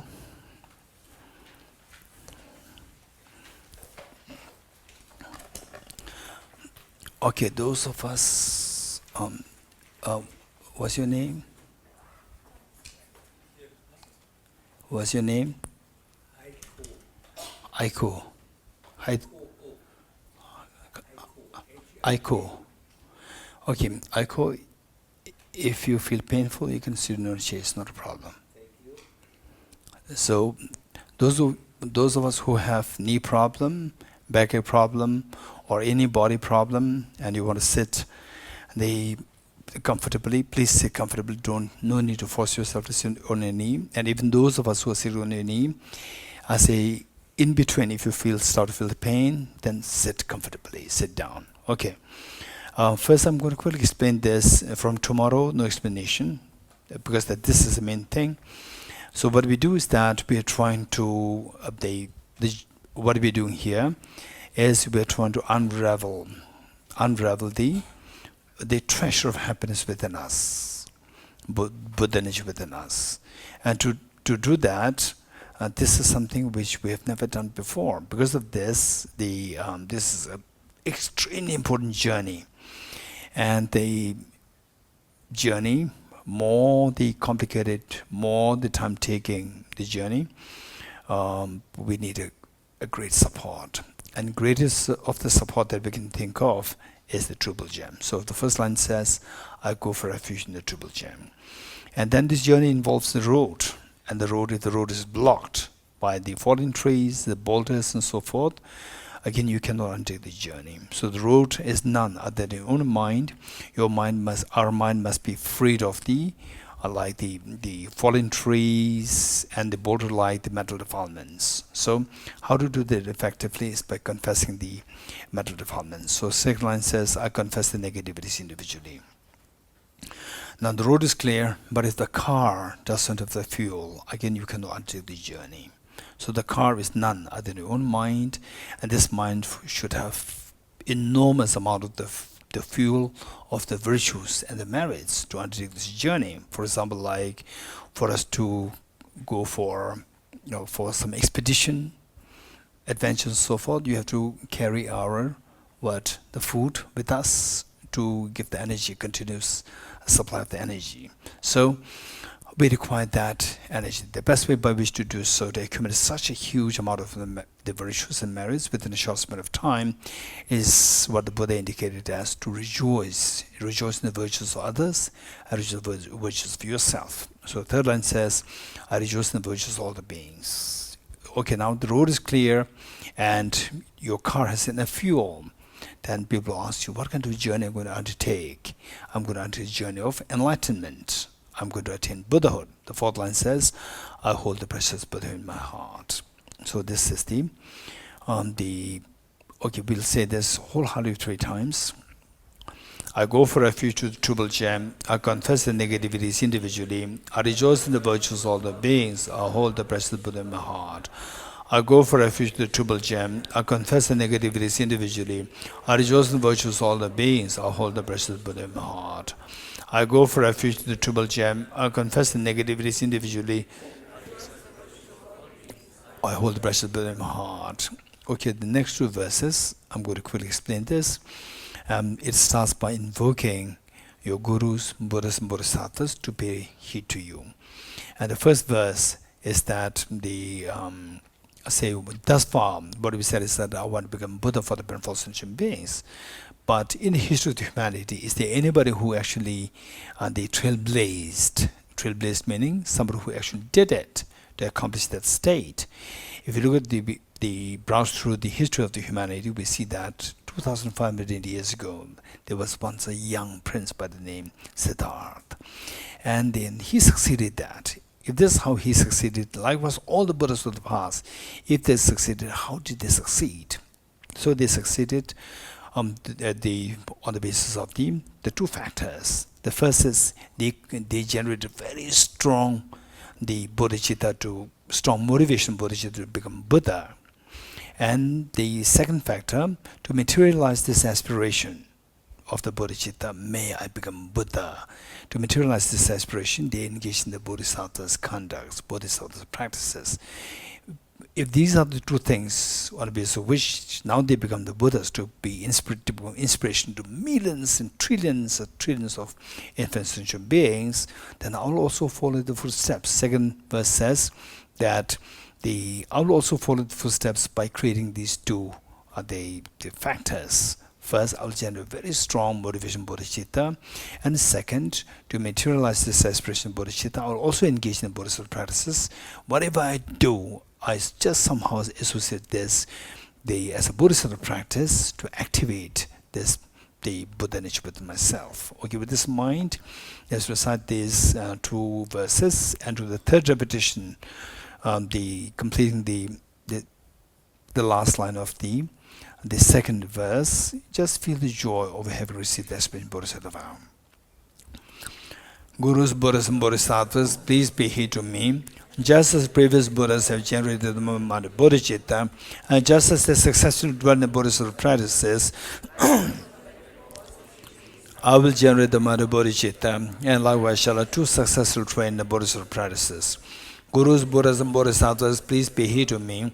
Just as previous Buddhas have generated the mind of Bodhichitta, and just as they successfully dwell in the Bodhisattva practices, likewise for the benefit of all sentient beings, I will generate the mind of Bodhichitta, and likewise shall I too successfully train the Bodhisattva practices.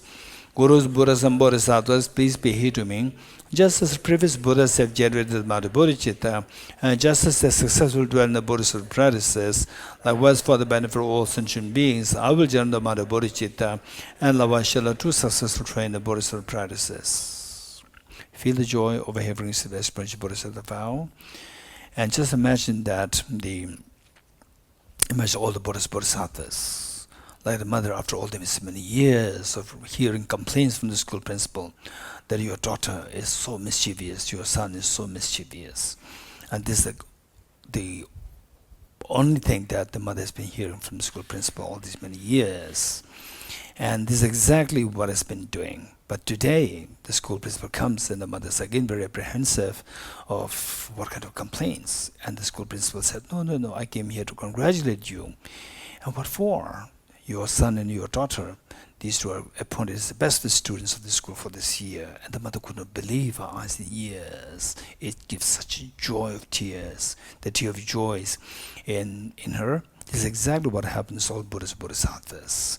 Seeing that the Buddhist bodhisattvas, they only wish that we engage in virtues so that we experience happiness, that we shun misery, that we shun the cause of miseries, so that we will be freed from the misery. On the contrary, all these innumerable lifetimes, we only chase after the cause of the miseries and we shun the cause of the happiness. And today what you did is something so different, which makes Buddhist bodhisattvas today to take up the sigh of relief, feeling so happy and joyously proud of what you did today. So this joy and happiness the Buddhist bodhisattvas feel today, or what you've done today, invokes the Vajra at their hearts to multiply infinite number of times. Like rain shower, these replicas of Vajra descend to merge with the one that you visualize to your heart, thereby become non-dual, stabilized, and blessed of the Vajra that you visualize to your heart. Likewise, all these innumerable Vajra infinite Vajra like rain shower, they descend to merge with the one that you visualize at the heart of your mother, at the heart of your father, at the heart of each of your family members, including children, at the heart of each sentient beings here, the tiny insects, the cats, dogs, human beings here in Deer Park, in India, in your own country, in the entire Milky Way galaxy, and the entire universe, thereby becoming non-dual, stabilized, and blessed. And this is amazing. To repay the kindness of your parents, innumerable, infinite parents of the past lives, this is the best of the present that you can make, and today you made it. And of all the gifts and the offerings that you can make to Buddhist bodhisattvas, the Buddha made it very clear that one moment of generating compassion far excels the gifts of the whole universe filled with the gems, diamonds, golds, and so forth, and offered to Buddhist bodhisattvas. If this were the case for the mention of our having taken the Aspirational Bodhisattva today, so today, no doubt, we have made the greatest of the offerings to all Buddhist bodhisattvas. And of all the purpose, the meanings of life, there's nothing greater the meaning than what we did today. And you've given such a meaning to your own life today. All these wonders are happening because of the blessings of Buddhist bodhisattvas. As you just make that, thanking all the Buddhist bodhisattvas, again, along with all the demonstrations, let us slowly stand up to make 3 prostrations to all Buddhist bodhisattvas.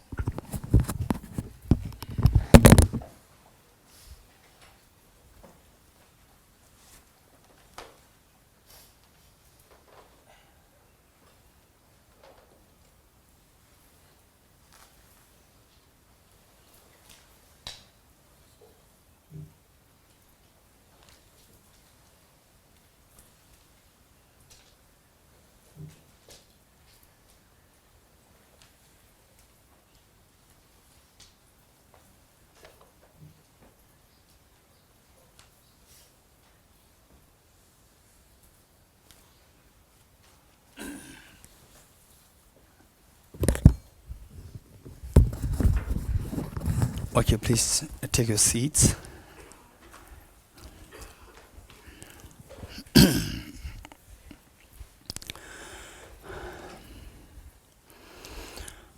Okay, so we see that this life we are very fortunate that we encountered with the teaching of Bodhichitta, teaching of wisdom of emptiness. Then what about next life? This is a serious question. So for that matter, we need to think of 2 things. That I remember that there are some people that I met who study Nalanda studies, who do the Nalanda studies from Tibet House. And what they say is that this amazing teaching from the great treasures of the past Nalanda masters is amazing, this huge treasure. And how come that I came in contact with this treasure only late in my life? This is one thing which many people say, which means simply because you are intelligent, you have the capacity to know things, profound, empty, and so forth, as taught by Arjuna and so forth. It doesn't mean that you will have access to it very easily. To get access to these teachings, to meet with these teachings require a lot of merit. Number one, which means to come in contact with these teachings require a lot of merit. So, therefore, in future lifetimes, to meet with this teaching, this is one thing that we need to work on. How to make sure that we meet with this teaching. Then number two is that once you meet, then for example, I would say 99% of Tibetans and maybe about like 60% or 60% of the Dagis, you already come in contact with Buddhism the moment you're born. You're born in Buddhism. But how many take these Buddhist teachings seriously? Again, it's so less. So less.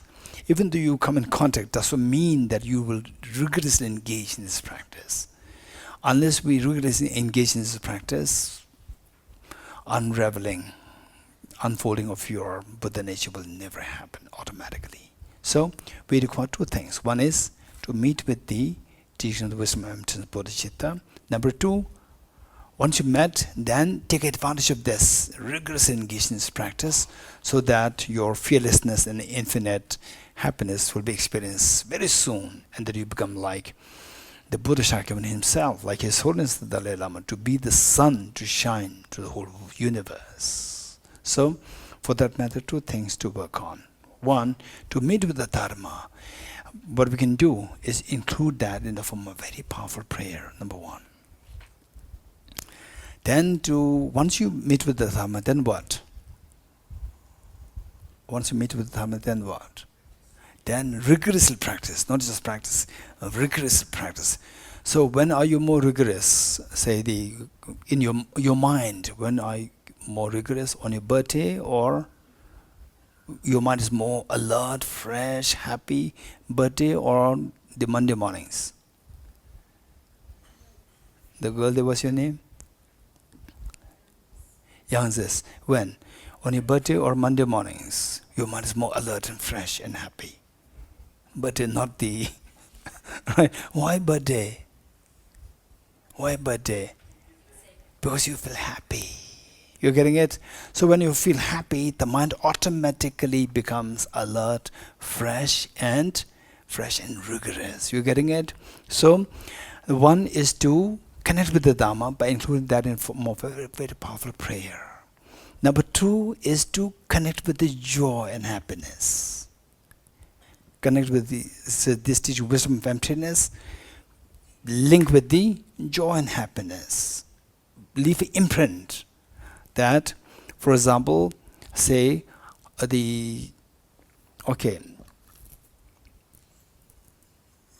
this is the rosary, and I pull only one bead, the whole rosary comes along. Why? They're connected. Likewise, say the joy and the bodhicitta, if you connect the two, next time you feel the joy, bodhicitta automatically comes along. You're getting it? For example, how many of you say smelling something, getting some smell, it takes you back in time with your mother, beautiful days of your youth. Raise your hands. Smell, sometimes taste, sometimes the visuals, sometimes music.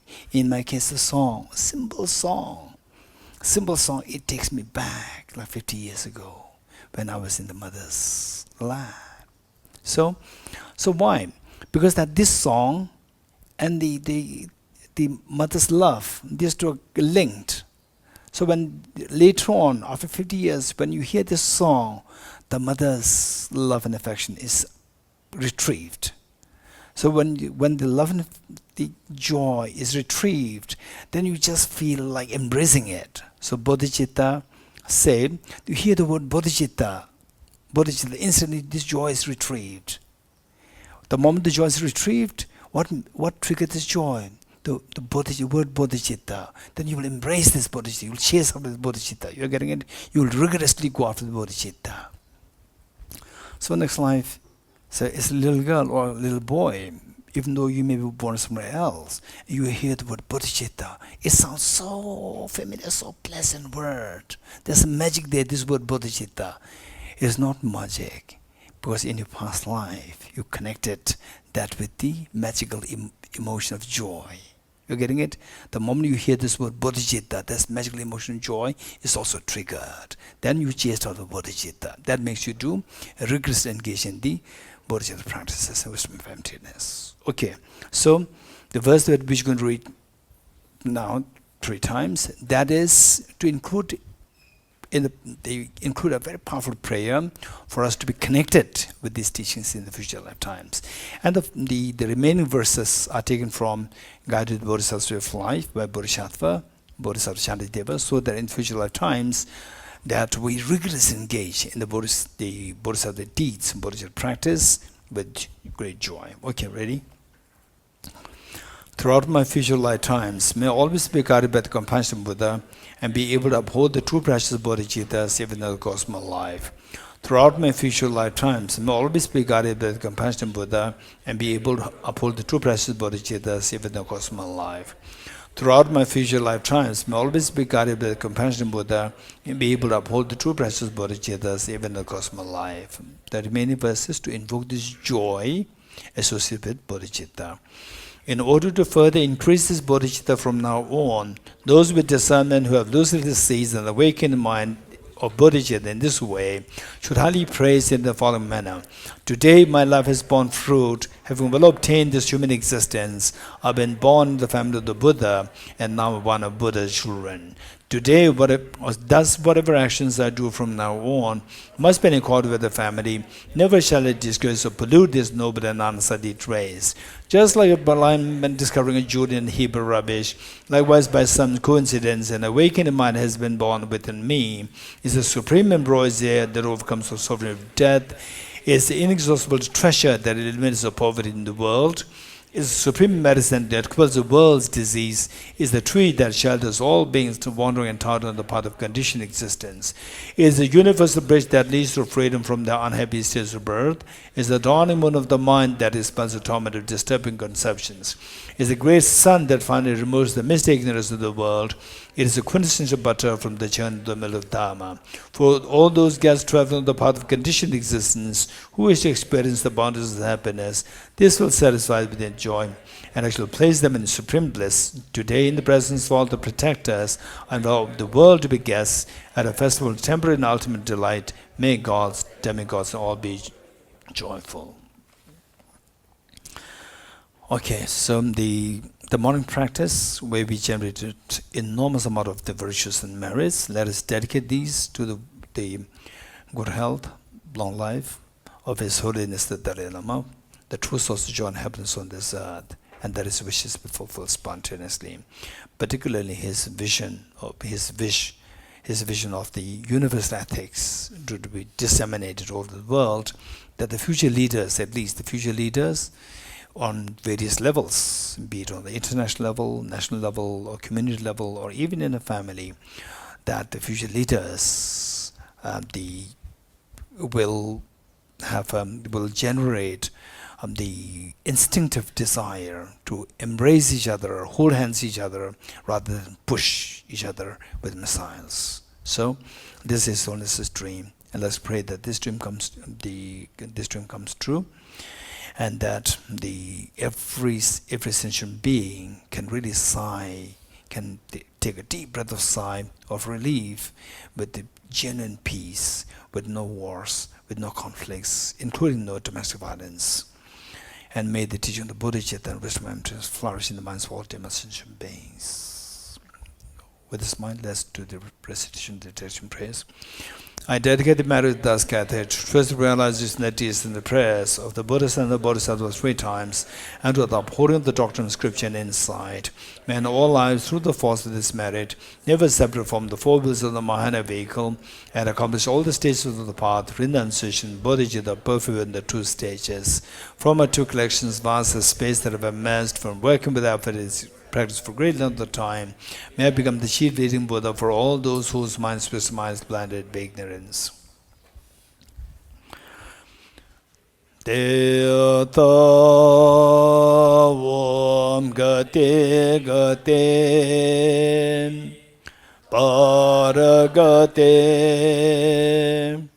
Parasamgate Bodhiswatyata Om Gate Gate Paragate